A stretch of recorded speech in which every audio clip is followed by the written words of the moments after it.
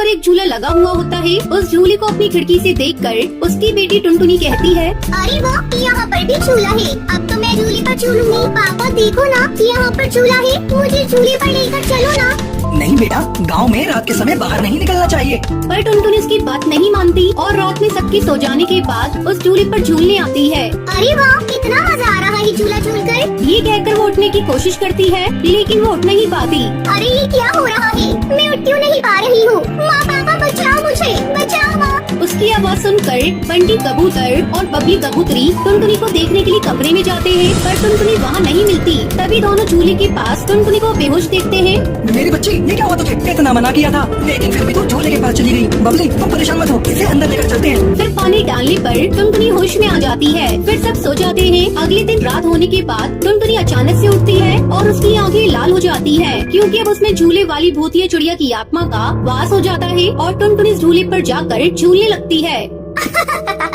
किसी को नहीं छोड़ूंगी, सब मरेंगे, कोई नहीं बचेगा यहाँ पर।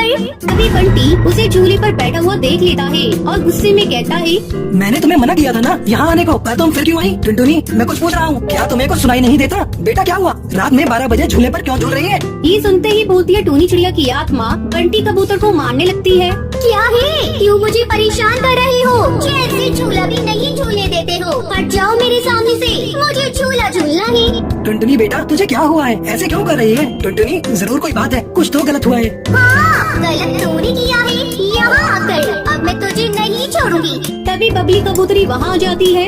अरे टुनटुनी, तू अपने पापा को क्यों मार रही है? क्या हुआ है तुझे? इसके बाद भूतिया टूनी चिड़िया की आत्मा झूला झूलते झूलते बेहोश हो जाती है और टुनटुनी वहाँ गिर पड़ती है। बंटी को टुनटुनी पर भूतिया चिड़िया की आत्मा का साया लगता है। वो उसे अंदर ले जाकर रस्सी से बांध देता है, साथ ही तांत्रिक बाबा को बुला लेता है। तभी तांत्रिक मंत्र पढ़कर लॉकेट टुनटुनी के माथे पर रखता है।